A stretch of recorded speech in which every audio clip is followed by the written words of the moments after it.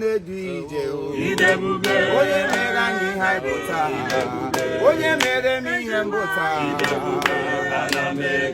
hapụ ka anyị kelee gị nwa nke magwụla o Chukwu nwa nke magwụla o eze m lekwa ka m na-elu Chukwu anya bịawa ọzọ ka ọ dịrị anyị na mma o anyị ezukọwo n'ọzọ taa ike mee ka anyị rụọ ọfụma gbadata bụrụ onye isi oche o anyị na-eji gị bidoro anyị na-eji gị bidoro anyị ọ bụla gị na-eme ọ dịkwa gị n'aka o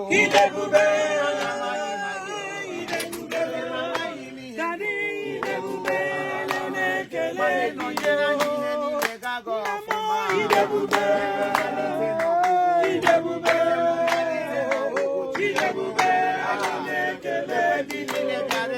n'ukpuchite ha aka ya ahwa ya aka ya ahwa ya anya ana m asọpụrụ gị chi na-agwọ ọrịa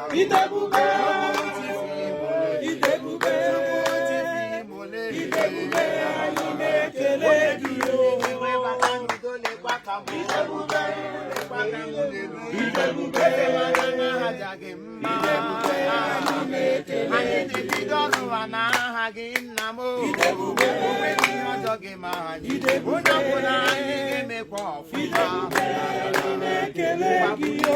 iwe buli anyị eluwo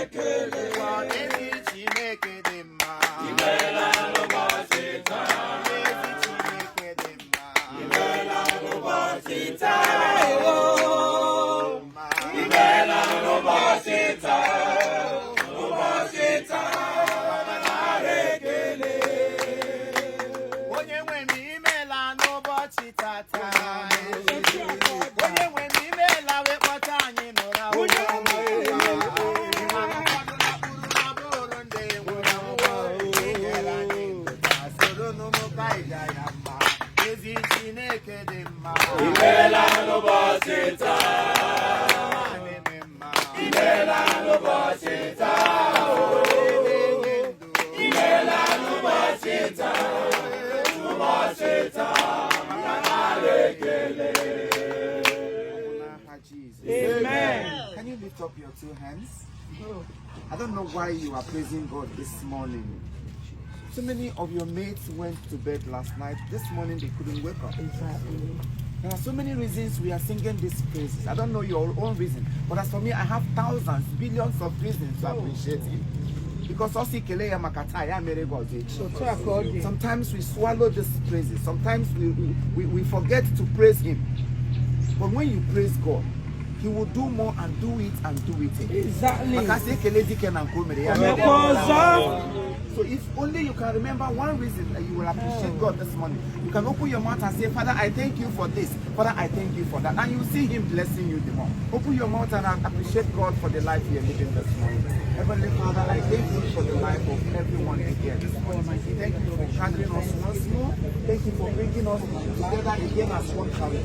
Thank you for the foundation of this true because I bless you. I lift up my hands to you because I know that Everything we have today, Lord, is from you. Whatever we are today, it is from you. Whatever we are today, Lord, it is you. It is you or no other person. So go going in a man of God. None of you when you're bully Maziru. None of you when you're not going. None of you when you're bully I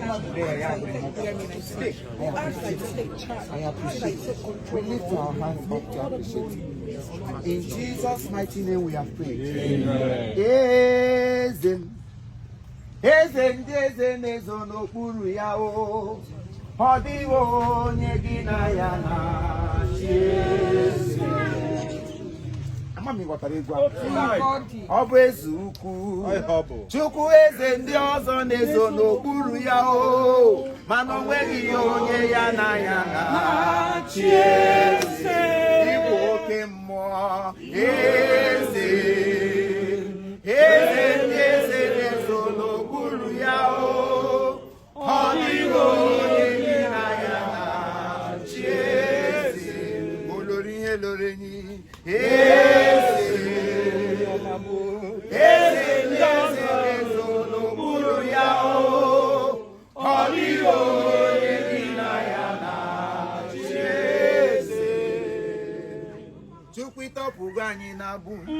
Chukwakwa gị siri anyị gaba o n'ibe amaghị anyị o maka na onwe gị onye gị na ya na isiwo na mkpofu ahịhịa eze kwe bulie nwe ogbenye luo papa maka na onwe gị onye gị na ya na ọkwa gị siri anyị gaba eze bi siri anyị gaba na onwe gị ikpe mara anyị o papa me maka na onwe gị onye gị na ya mgbe ndị ọzọ na-ebe akwa Chukwukwa gị were ọṅụ wee nye anyị o ezukwuo maka na onwe gị onye gị na ya na anyị na-ebido ọrụ a n'aha gị maka na ihe ọbụla ejiri gị bido na-aga ọfụma o maka na onwe gị onye gị na ya na ngwere gbaba ọsọ ghara ukwu osisi Jizọs ma aka akpara nụ ya o eze mo maka na onwe gị onye gị na ya na anyị rụkwa ọrụ a ma ya ejighị gị Chukwu anyị ga-arụkwa ya n'ụzọ o ezukwuo maka na onwe gị onye gị na ya na Chukwu lenu ndị ọrụ m eze bulienu elu ka isi bulienu m maka na onwe gị onye gị na ya na onye naanị ya bụ eze ọ bụghị ihe ọma merele ya Chukwu onye ukwu bụrụ eze onye nta bụrụ eze o anyị niile abụrụ ọgaranya maka na onwe gị onye gị na ya na ọ ga-ebuli onye ọbụla elu. Whatever you found doing worthy before him, he said through the works of your hands he will lift you up. Amen. Through the works of your hands, also through when you are sleeping at home, also when you are lying on bed, also when you are doing nothing, also through the works of your hand, no matter how small, no matter how little that job is, he said from there he will lift you up and then make you a king. God will place us in a better place. Amen. There are people who are dragging you back. Amen. I don't know if you know about this God I'm talking about. If really you truly know him, anytime you hear about him, you will be very, very excited to do whatever you want to do. Today we are in his presence. He is here with you. And he is seeing your heart. Those little things you think they doesn't matter, they really matter a lot. If only you can do it diligently with your heart. Forget about what people will say. Forget about what they are saying. Forget about what they will say. Be interested more in what God will say in your life and what he has said in your life. Also, no God also, among others, he will lift you up.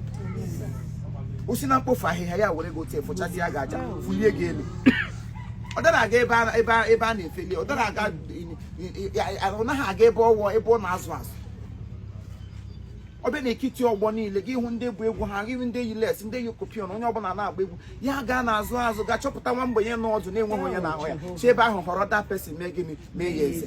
That is the God I'm talking about. And today he will visit you. Today he will remember you. If God can remember a nobody like me, there's nobody here Chineke agaghị echeta. Onye si na aghọ iwe onye na-afụ ihe ọma na-emere nwanne gị obi a na-afụ ụfụ, iwe onye na-ebu ọgwụ mgbe ụlọ ibu ọgwụ na-akpa na-agagharị. So many people today, they live by chance, they live by envy, they live by jealousy. If that is the reason you are here, you are failed. You will fail.